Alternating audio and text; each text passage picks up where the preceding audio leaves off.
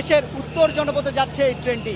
ঈদে সাধারণ মানুষের যে বাড়ি ফেরার তাড়া, সেই তাড়া যেন সকল ধরনের ঝুঁকিকে উপেক্ষা করেছে। পুরো ট্রেনটি কানায় কানায় পরিপূর্ণ। একই সঙ্গে ট্রেনের ছাদেও বিপজ্জনকভাবে তারা বেছে নিয়েছেন যাচ্ছেন প্রিয়জনের সঙ্গে ঈদ আনন্দ ভাগাভাগি করতে।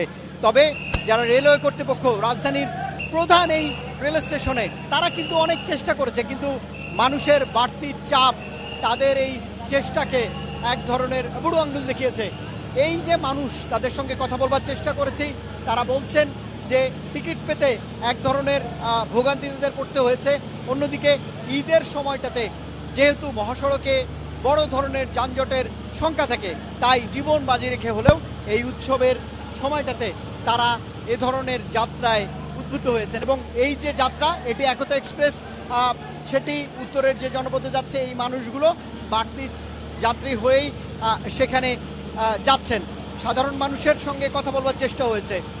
তারা বলছেন যে টিকিট পেতে তাদের ভোগান্তি ছিল এবং সড়কের কথা চিন্তা ভাবনা করে তারা ঈদের ঠিক দুদিন আগে এই ধরনের ঝুঁকিপূর্ণ যাত্রা করছেন। রেলওয়ে কর্তৃপক্ষের সঙ্গে কথা বলবার চেষ্টা করেছি, তারা বলছেন এই বাড়তি চাপ আসলে সামাল দেওয়া তাদের জন্য অনেকটাই কঠিন।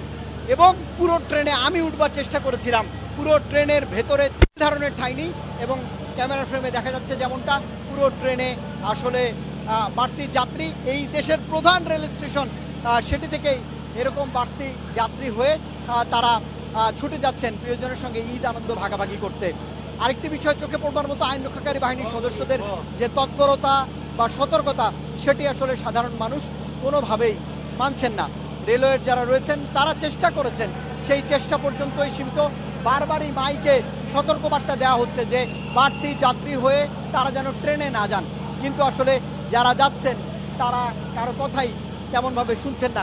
কথা বলবার চেষ্টা করব, আসলে এই ট্রেনে যে পুরো ভেতরে তো পরিস্থিতি লোকে লোকারণ্য, ছাদেও রয়েছে, এই ঝুঁকিপূর্ণ যাত্রাটা আসলে কেন? এখন যে পরিমাণ সিট, সেই পরিমাণ তার থেকে 4 গুণ 5 গুণ মানুষ বেশি। এখন মানুষ রিস্ক নিয়ে বাসায় যায়। এখন তো ঈদ, যেহেতু ঈদ, এই জন্য তারা জীবনের ঝুঁকি নিয়ে বাসায় যায়। আপনি যে গন্তব্যে যাচ্ছেন, ঈদের জন্য তোই যাচ্ছেন, কিন্তু এরকম ঝুঁকিপূর্ণ যাত্রা, সেটি তো অনেকটাই উদ্বিগ্ন বা উদ্বেগের কারণ হচ্ছে। হ্যাঁ, অবশ্যই সেটা না করাই বেটার হবে। যারা এরকম ঝুঁকিপূর্ণ নিয়ে যায় তাদের জন্য আসলে এটা তাদের বিবেকে বা তাদেরকে আগে থেকেই কোনো এক জায়গায় ব্যবস্থা করে যাইতো, যাতে ঝুঁকিপূর্ণ না নিলে বেটার হবে। কিন্তু কোনো ধরনের টিকিট পেতে বা কালোবাজারি কিংবা এই যে শিডিউল বিপর্যয়, সেটি দেখেছেন? শিডিউল বিপর্যয় অবশ্যই হয়, আর টিকিট তো অনেক ক্রাইসিস। অনেকজন কালোবাজারি আছে, এরা টিকিট করে বেশি দামে বিক্রি করে, আরো অনেক কালোবাজারি আছে। তিনি যেমনটা বলছিলেন যে এই ভোগান্তিগুলোর কথা জানেন, যে টিকিট পেতে এক ধরনের ভোগান্তি হয়, শিডিউল বিপর্যয় রয়েছে, কিন্তু এই ঝুঁকির কথাটাও তিনি বললেন। আমি দেখেছি যে এখন একদমই বলা যায় যে প্রতিদিনই দেশের বিভিন্ন প্রান্তে যাচ্ছে এবং এটিও এক ধরনের উদ্বেগের কারণ। আমি বাবা মাদের সঙ্গে কথা বলবার চেষ্টা করেছিলাম, তারা বলছেন যে ছুটিও সীমিত, একই সঙ্গে এই যাত্রাটাও তারা করতে চান উৎসব আয়োজনে। সেজন্যই আসলে এই ধরনের পরিকল্পনা নিয়েই তারা এগিয়ে যাচ্ছেন। ঈদের আগের দিনে ট্রেনের ব্যবস্থাপনা রয়েছে দেশের বিভিন্ন রুটে এবং স্পেশাল ট্রেনের ব্যবস্থা করেছে বাংলাদেশ রেলওয়ে কর্তৃপক্ষ, কিন্তু সবচেয়ে বেশি শিডিউল বিপর্যয় এবং এই ধরনের ঝুঁকিপূর্ণ যাত্রা উত্তরের জনপদে বাড়তি চাপের কারণে হচ্ছে বলে কর্তৃপক্ষ আমাকে জানিয়েছে। তো সবশেষে বলা যায় যে ঝুঁকিপূর্ণ যাত্রাই আসলে কমলাপুর রেল স্টেশনে আজকে আমরা দেখলাম। এবং যারা দায়িত্বে রয়েছে, পুলিশ বাহিনীর সদস্য থেকে শুরু করে রেলওয়ে কর্তৃপক্ষ, তারা আসলে হিমশিম খাচ্ছে এই ধরনের ব্যবস্থাপনার আয়োজনের পরও মানুষের বাড়তি চাপ।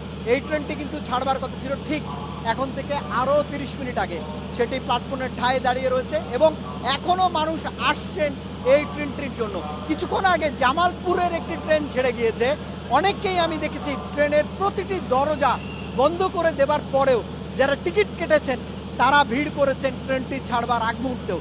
অনেকে অনুরোধ করেছেন কর্তৃপক্ষকে যে এই ধরনের বাড়তি যাত্রী হিসেবে তারা পরিবহন হচ্ছেন, কিন্তু কর্তৃপক্ষ আসলে ব্যবস্থাপনার যে এক ধরনের ত্রুটি চোখে পড়েছে, তারপরেও বাড়তি মানুষ হয়ে তারা এই ধরনের যানবাহনে ঈদে আনন্দ করবার জন্য যাচ্ছেন প্রিয়জনের কাছে।